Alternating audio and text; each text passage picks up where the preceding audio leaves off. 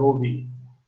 So equating these two to 0, which means whatever particles enters will also comes out. So, but there could be a situation where in this particular volume you could have creation of particle or destruction of a particle.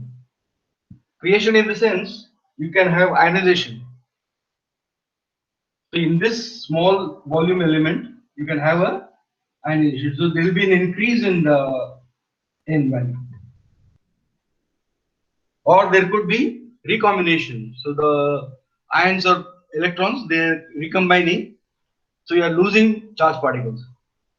So it could be either loss or gain of particles. Gain is because of ionization. So neutral molecules of gas is there. So the molecules will have atoms. So the atoms get ionized. So you produce more and more ions. So such a situation can also happen. In that case, you cannot put it equal to 0. It should be equal to a source function. S is a source function, which basically depends upon what is happening inside the fluid element. It could be ionization process, recombination, and things like that. So formation of ions or destruction of ions. So let us, for the convenience sake, let us say it is equal to 0. That is, number of particles entering is the same as the number of particles leaving. Only their velocities may get differ. So things like that. So now let us see how the same thing which I have written for mass density, I can as well write for charge density also. So let us see how that can be written. So charge density basically, now rho is not m in, earlier I had written m is equal to m into n. Now instead I had to put in charge because I am worried about the charge. So this was mass conservation, particle conservation. Now I will describe about the charge conservation. So this can be, it's basically a summation over alpha. So n into alpha, q into alpha. So alpha is basically the species. It could be electrons, ions of various ionization state. It need not be just one electron removed. It could have more number of electrons removed from the ions. So it's a full collection of all those things. So alpha is basically the species, electrons and ions of different.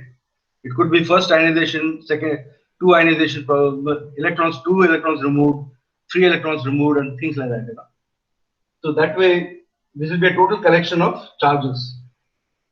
So now, current is basically J, which is again a summation over alpha of N, Q, and V.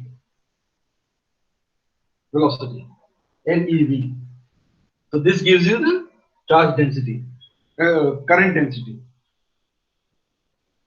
So now, taking this into account, now I can modify this equation. I can write it as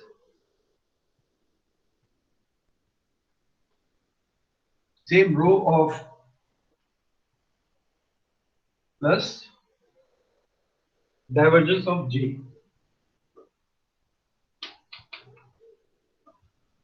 So this will give you the charge conservation, particle conservation, and charge conservation.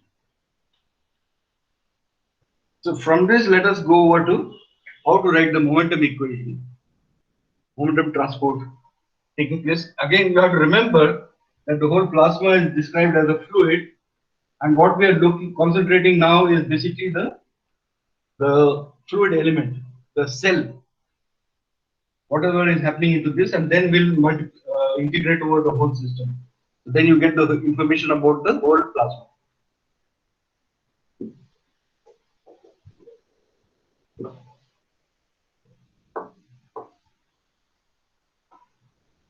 Now for the momentum transfer, So we can start, the starting point could be Newton's laws of motion. So equation of motion, a force acting on a single particle. So that can be written as m dv by dt is equal to the Lorentz force Q.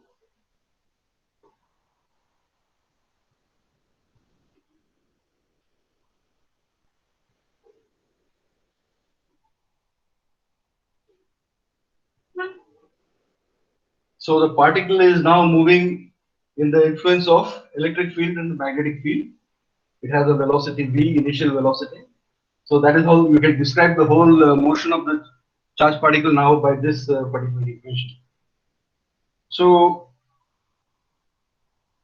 now from the particle picture, we now have to go into the fluid picture. So now instead of v, let us write down u.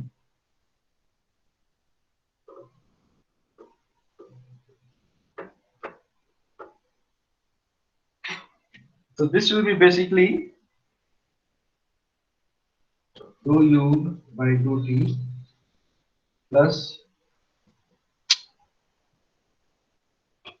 dou u by dou x by dou t plus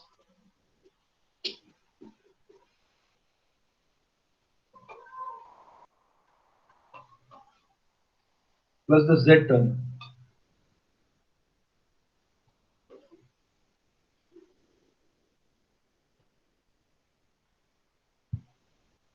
Are you able to see? I'm sorry, it's getting too confused. Basically, total derivative in terms of time, and then x coordinate, y coordinate, and then z coordinate.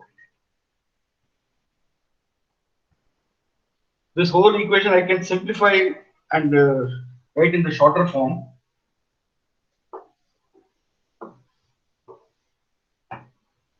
by saying that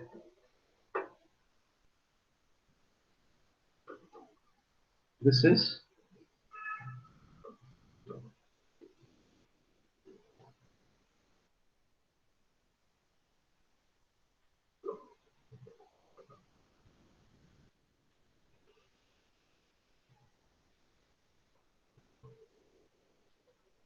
so the whole other all the terms that I had written down here has come into this.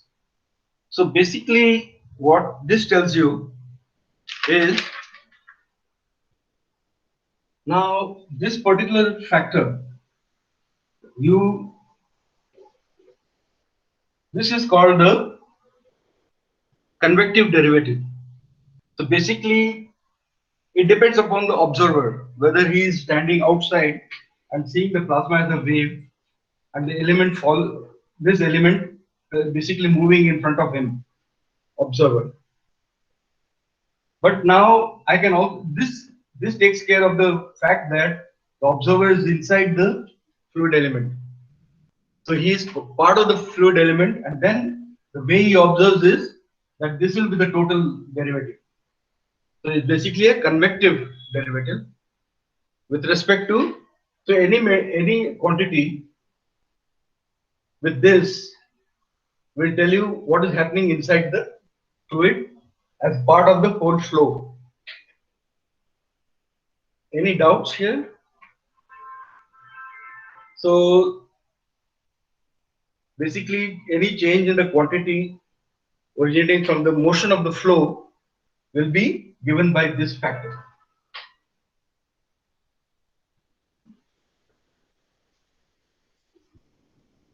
So this convective derivative basically takes you into the frame of reference of the fluid. So now the fluid element will travel at this velocity. So that time change in the motion of the fluid is given by this total equation. So now the correct balance now for the internal forces for a fluid element is basically, we can write down as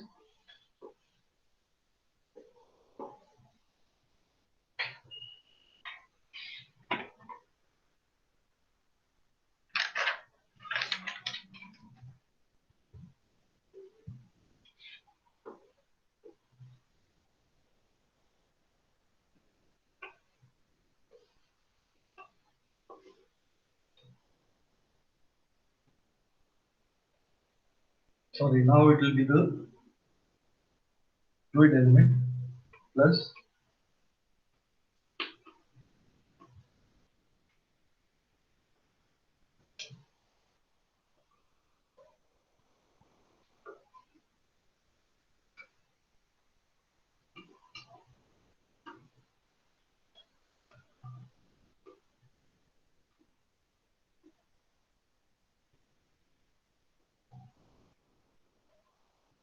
so now the fluid element in the influence of the electric field and the magnetic field, external magnetic field, will be given by this equation of motion. So now this is the actual. Now let us see how this momentum transfers. Now what you have to assume is the fluid element now. So you'll have to calculate what is the N and I of X. So these are the quantities. So basically they'll be given as the integral of f of x u t into dx.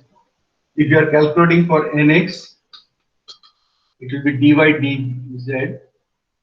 If it is ix, so it will be n into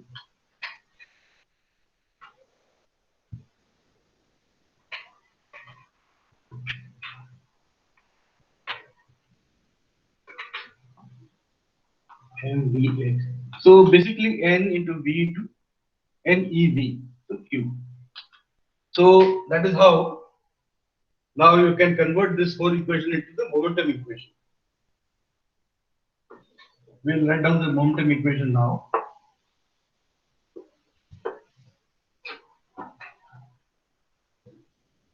So momentum transfer will now basically be mn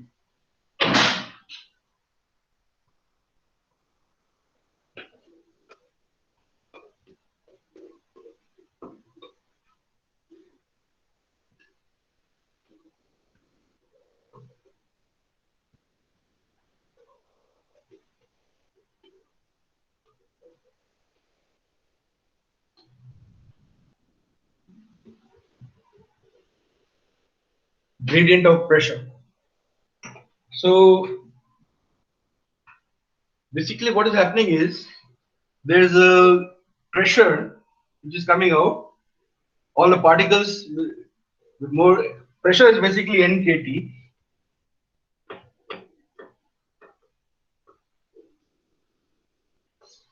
So number density, the Boltzmann constant, and then temperature. So basically, if the pressure increases, the particles will try to, they are produced at one place and starts expanding. And that has to be now balanced by the magnetic field. The strong magnetic and electric fields will balance this gradient of pressure force. So that is exactly what is said by this equation. So there is a gradient of pressure basically because it is produced at one location.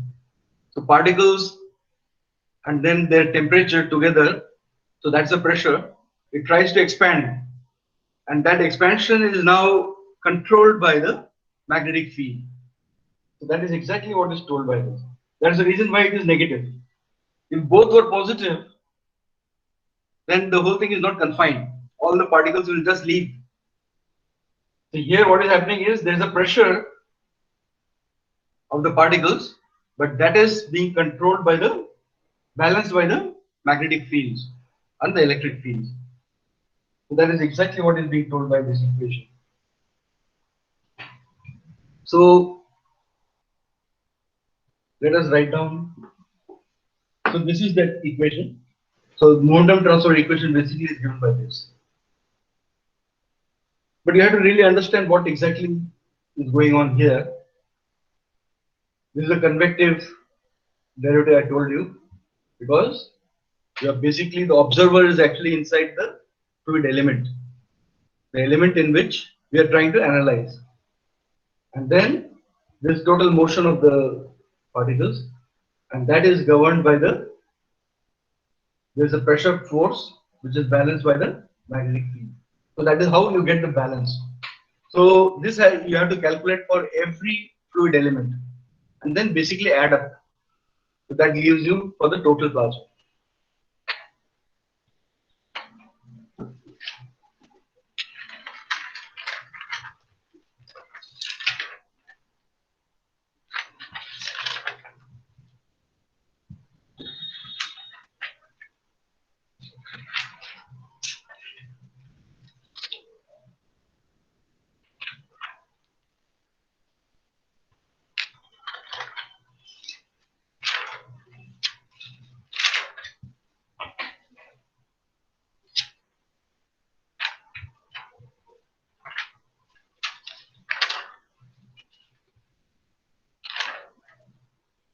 So till this point, any questions from your side?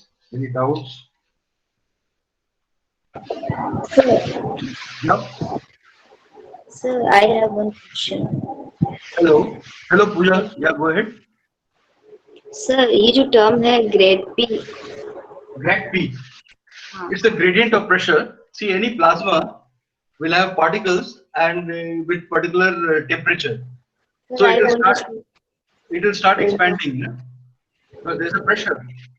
The pressure means it will keep on increasing this in down size. So this is controlled by the magnetic fields. That is how the whole thing relates in the element.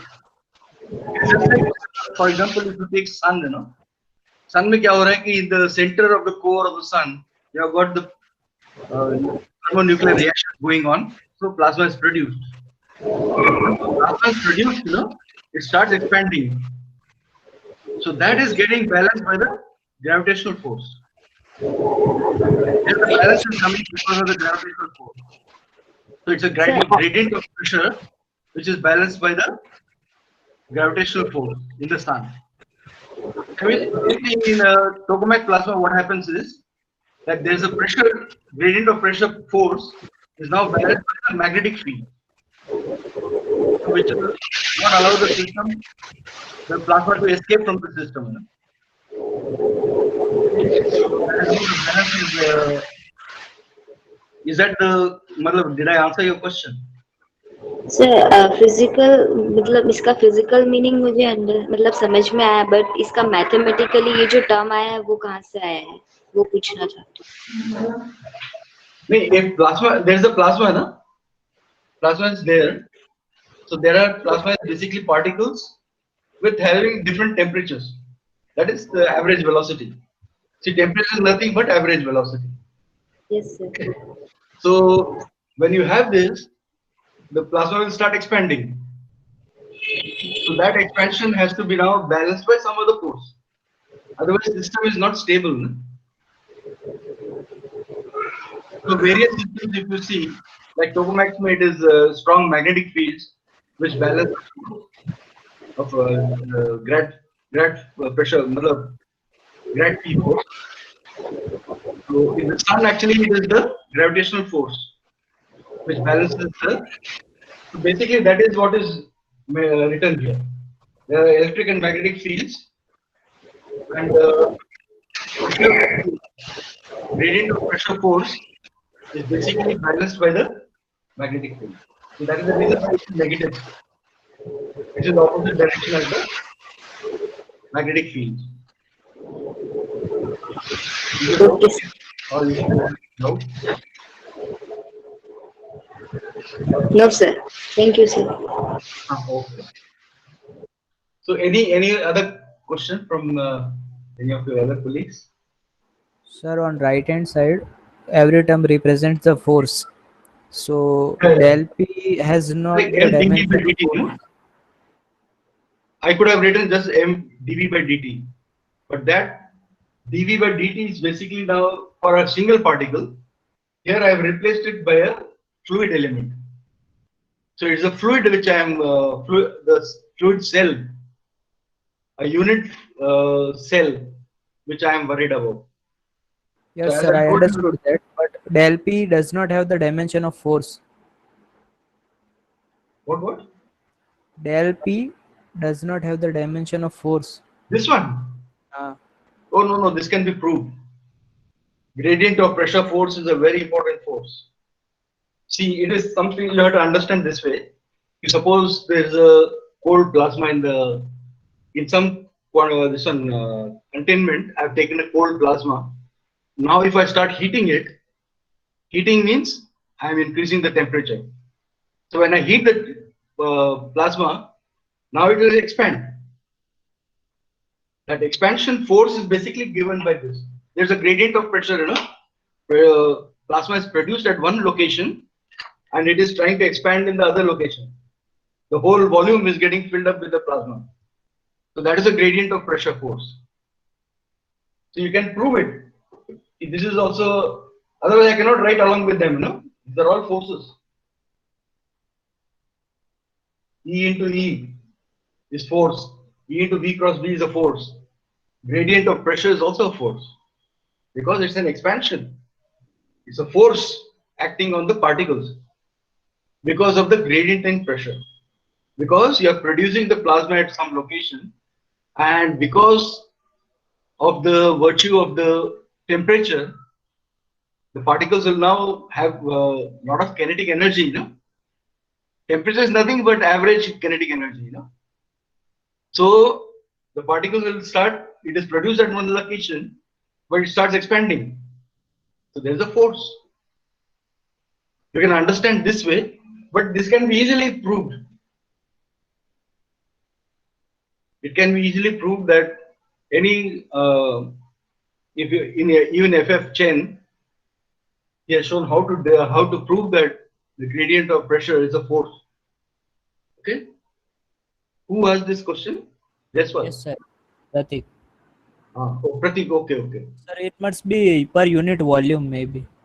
Ah, per unit volume, everything is per unit volume. No? Yeah, that's why. N is density. Yeah, The so density that. is per cc, no? Per cc. Yeah. So you can prove it, but you can show it that gradient of pressure is a form of force. So you can take this as a assignment. Karke you can show me. Next class we can discuss that part. Okay.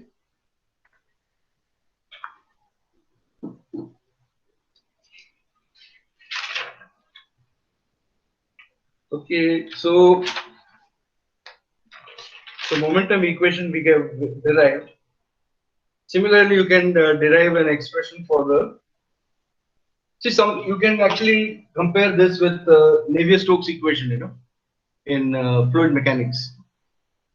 तो वहां पे friction force आता है but यहाँ पे friction force हम लोग ने लिया नहीं है अभी वहां पे friction force is coming because of the collisions अभी कोलिजन्स हम लोग ने डाला नहीं है next class basically will see how to model collisions is very very tough as I told you in the first class itself collisions will be very tough to model so you have to make some simplifications there that is because you cannot take a case where the particles kinetic energy is changing drastically. Any small changes in the kinetic energy is fine. Means small angle scattering is allowed. But large angle scattering matlab when the particles come very close to each other. See if the particles are if they're coming very close to each other before collision, then the angle of scattering will be this way. So such collisions are difficult to model. So what people assume is a particle of so this impact parameter which is d is very small here. Instead, if I take a particle getting influenced at this location, the particles will start moving this way. So the angle it makes here, the angle was obtuse. This is acute angle. So such collisions are easy to model. So therefore, we'll see this how to model these collisions.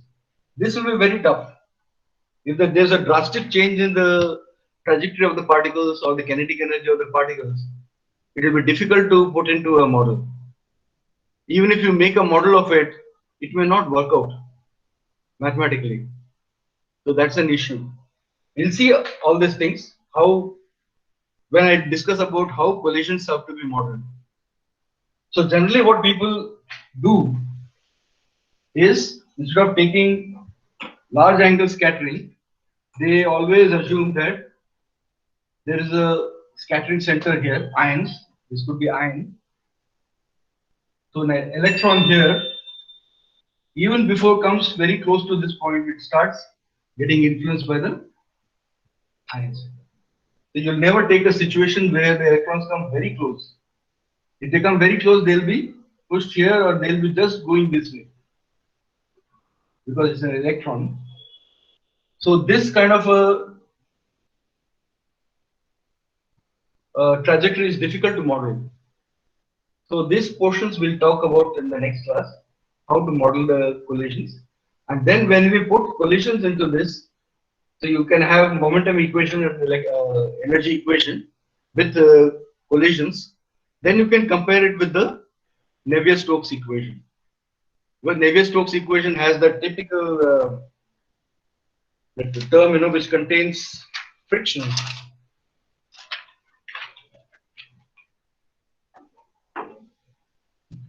It has a term which is rho.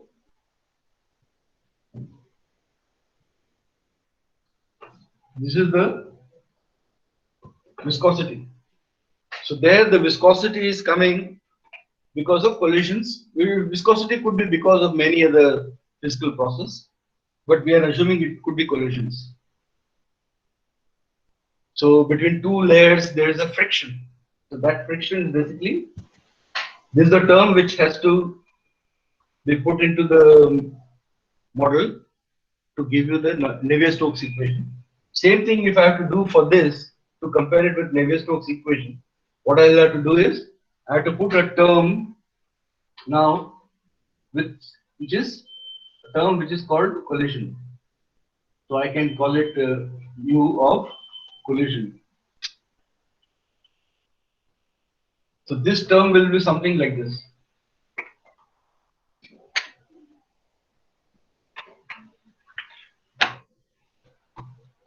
Okay. So, and okay, from next class what we'll do is we'll write down a similar equation for the energy transfer also, and then discuss some of the uses of these particular thing. I told you more than the actual theory of fluid plasmas, the discussion on applications would be really very useful, where we'll discuss about magnetic surfaces formed, magnetic pressure. So these are the concepts which will come from applications of this theory. Okay, so that is about what I would like to discuss today. Now, there, as one of your colleagues had already told, we will discuss something about some important topics other than the syllabus. So I had a thing to discuss with you people. It's called complex systems. I'll tell you what exactly is a complex system.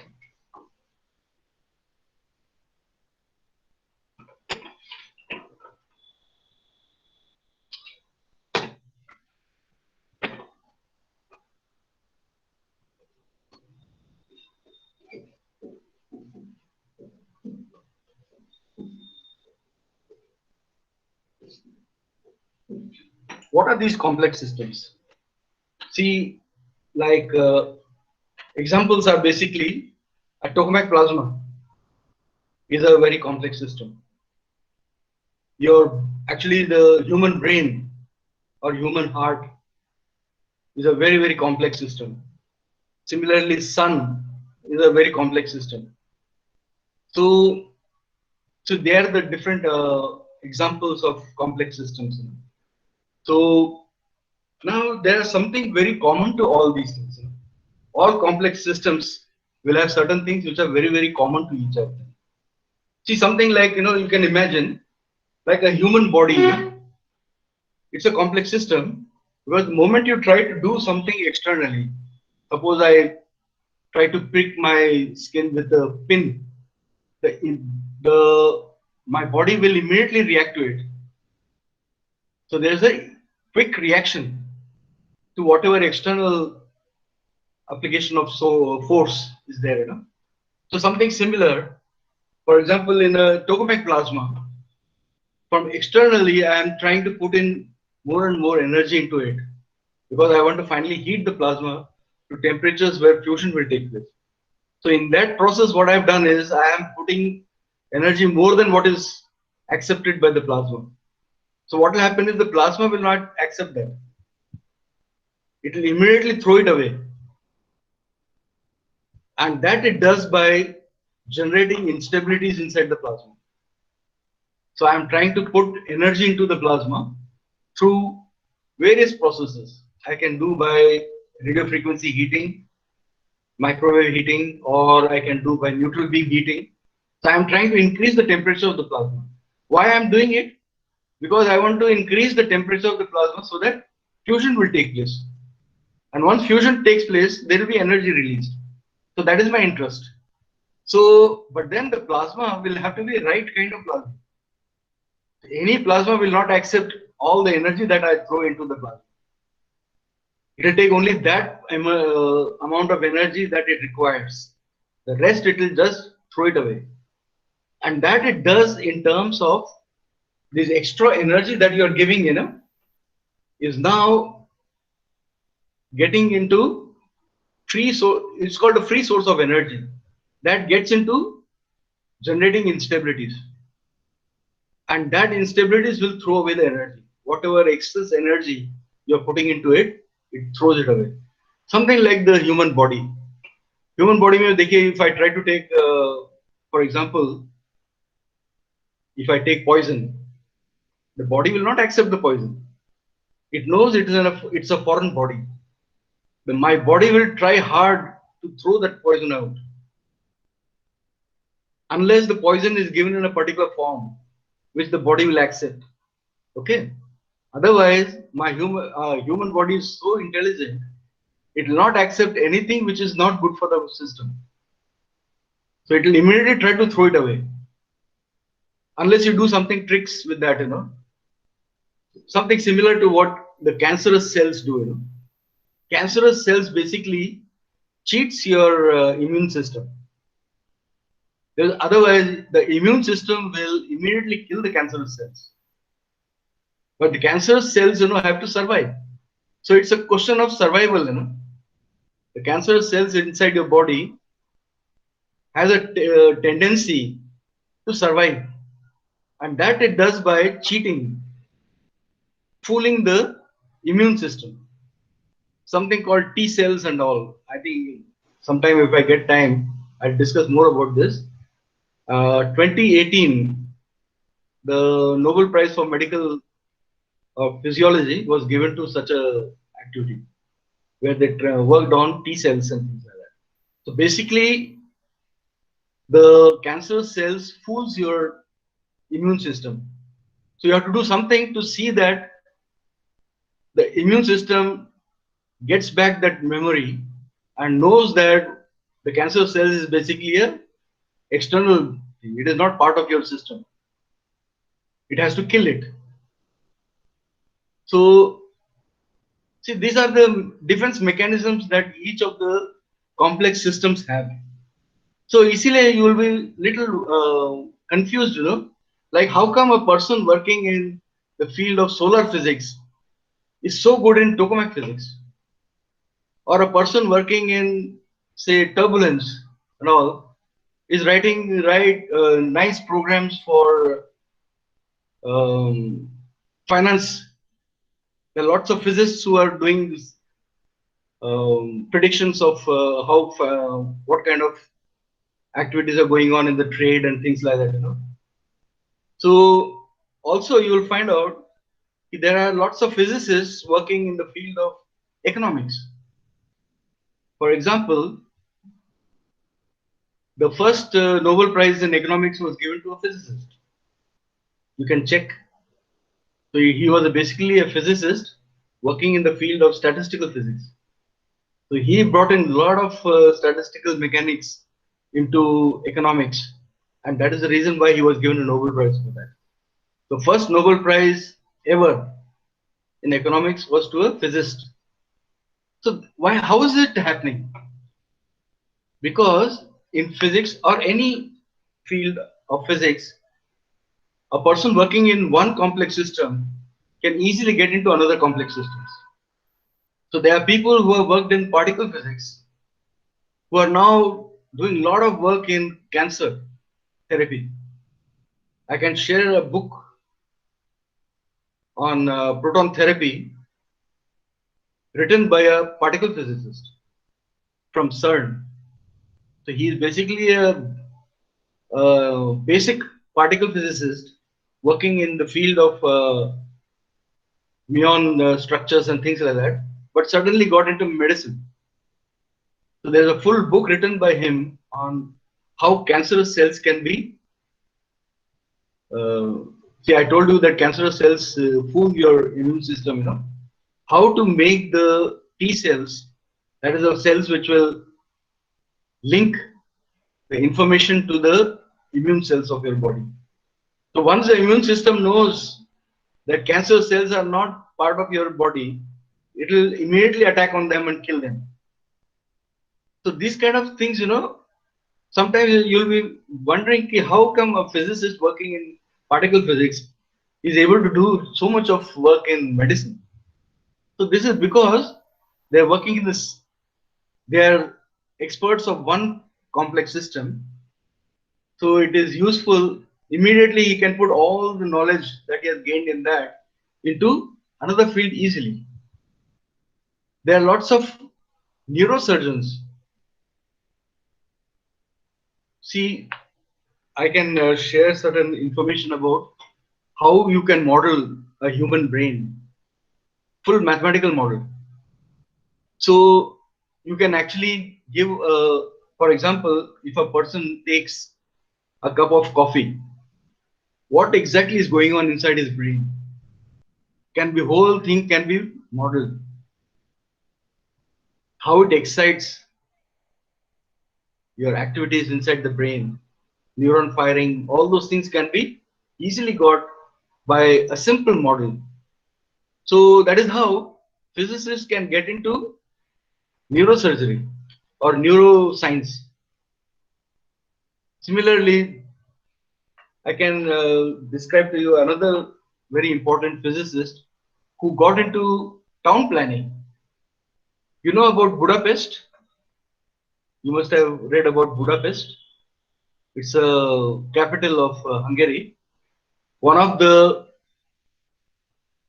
a city which is one of best modeled for traffic and transport and things like that.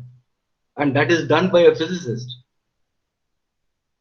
So you can imagine, see how your knowledge of physics in one particular field. So that is essentially because of complex systems. So this is something which I wanted to share with you people. And the thing that is common to all these complex systems is something called self-organized criticality. Many of you must have heard about this.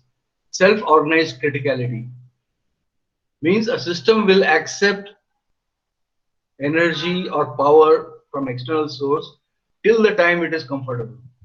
Afterwards, it knows how to react and it will self-organized criticality. It organizes itself. It organizes itself, produces chaos, turbulence and things like that and throws away all the excess energy. So this all complex systems will have this important feature. Another important feature is called synergetics.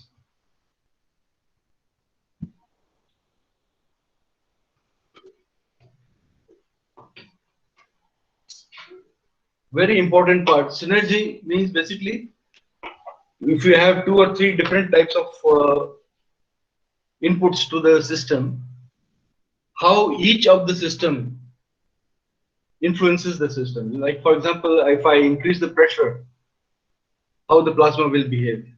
If I increase the temperature, how it will behave. If I increase some other quantity, how the plasma will behave. That is one thing. But now if I put in pressure and temperature together, how the plasma will behave?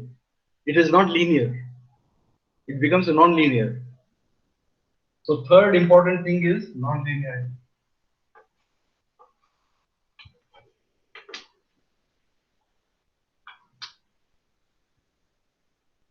So these are important points about each of the complex systems. So that is how, if you expertise in one of the complex systems, I can use the same theory that I did for one particular complex system into another complex system easily.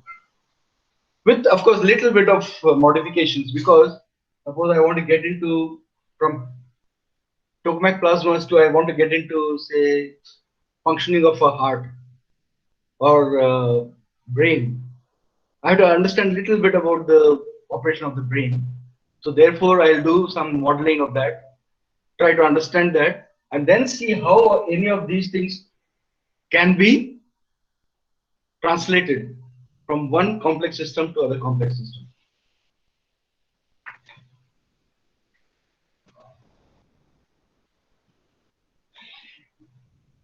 See, like that, there's another thing which is called the hysteresis.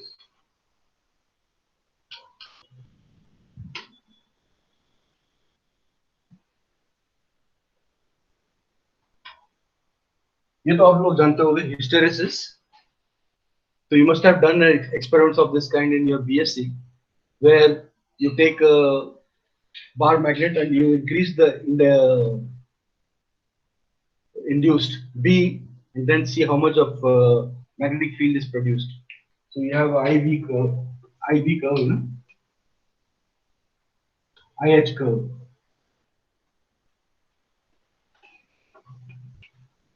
So this is the hysteresis.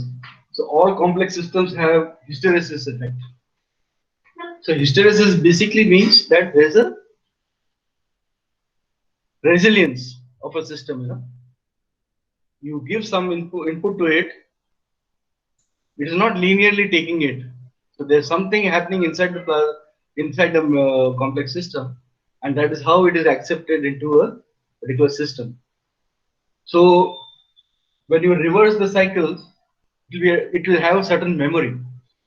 The memory concept came from this particular thing, hysteresis. So it has a memory of how you have increased or decreased the current, therefore magnetization increased. So that memory remains. So something similar, a complex system will also have memory. So very, very important requirement of a complex system. And then of course the third one is natural intelligence.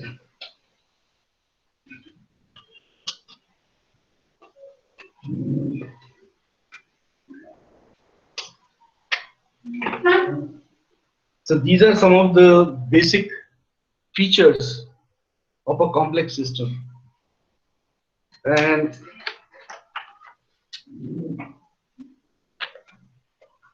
maybe if anyone is interested, I can share a book with you people about complex systems. So there they discuss about all these things, right from astrophysics to plasma physics to medicine. And I told you about town planning, that is also done through understanding complex systems, because the transport and other activities of a town is basically complex. Something similar you can have economics also. Economics of a nation is a complex system. So knowing some of these things, you can extend your knowledge about from one complex system to other complex systems. So that is the reason why you will find people good in particle physics are getting into medicine, and people good in astrophysics are getting into other fields. So it's a very, very important changeovers that are happening, and I'm sure this will excite you people. And I'll send you a book on complex systems so you can read about it. A lot of information on biological sciences and things like that, but basically written by a physicist. He talks about a lot of immune systems and things like that.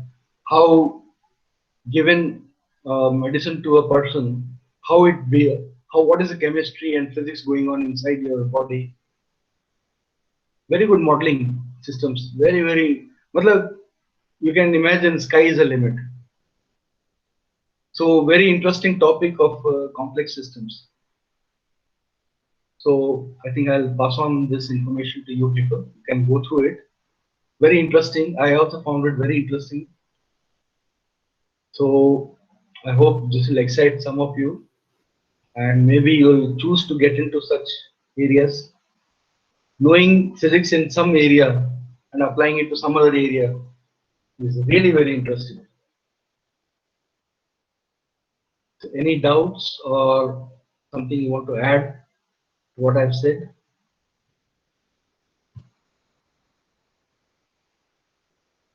Hello? I don't see any feedback. Pratik, any feedback? No, sir, it's fine. So you got all the things that I shared with you people? Yes, sir. You got it? So Yes, you sir. found anything interesting?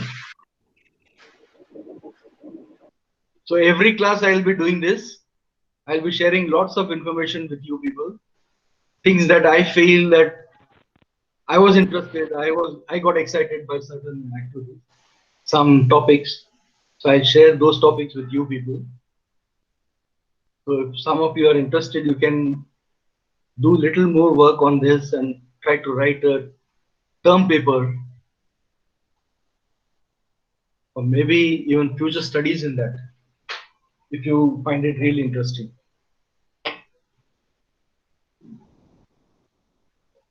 Okay. So any questions or any feedback? Pooja, you wanted to say something?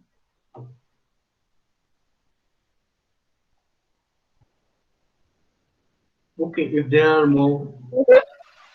No, you wanted to say something? No, Right. sir. Okay. Okay, then Pratik, I'll do one thing. Yes, sir. One thing is that I'll send you the list of books that I am following. Okay. There are about 7 or 8 books that I'm following for this full course. Yes. But then you don't have to follow all that. I'll do one thing. The notes that I have made, I'll take a copy of that and send it to you people. Yes, sir. It will be better. So, that will be a summary of all the 7 books that I've read about. See, there are certain books write more about the theory part and more about the philosophy. See, once you understand the philosophy of this whole concept, then the mathematics and physics becomes very very simple. So, there are certain books of that kind where they talk more about philosophy. Why I should convert that how plasma into a fluid? Why I should describe a plasma like a fluid? So that philosophy is important. Why people got this idea that plasma should be modeled as a fluid? So very interesting. So once you understand that, you'll appreciate this more, much more. कि एक बार आपको scientist का दिमाग समझ में आ गया ना कि क्यों उन्होंने ऐसा सोचा. So then mathematics and all becomes very very trivial for you. Mathematics is not so great at all. It's very trivial. Maybe little lengthy, laborious, but then it is not difficult. It's not quantum physics. Very simple classical physics. So very easy to derive things. Actually, I'm not getting too much of into details of deriving. My notes will have all the derivations. The derivation is just mathematics that you can follow. And if you have any doubts, we can sit down and clarify that part. But I am talking more about the philosophy. कि ऐसा क्यों सोचा इन्होंने a plasma should be described as a fluid. So once you understand that, the whole subject becomes very, very interesting. And there are certain books, I'm telling you, there are books written with that bloody aim. Just pass on the philosophy, not any details of mathematics. Mathematics can be easily put into it. Okay. So my idea was also that कि एक बार उसका वो समझ में आ जाए ना कि क्यों ऐसा कर रही है. It makes plenty of physics very simple. So that's a basis for modeling a plasma as a fluid. Once you understand that philosophy, rest of things becomes quite logical. Okay, in case you people have any doubts, you can ask me, or else we'll call it a day. I'll be in contact with you people. I'll keep sending you a lot of information. I have a lot of information, and not only in the subject of your syllabus, but many other subjects. So I'll take up each time a new topic. Like last class, what did we discuss? I'm not remembering. This time it was complex systems. Yeah, anyone remembers?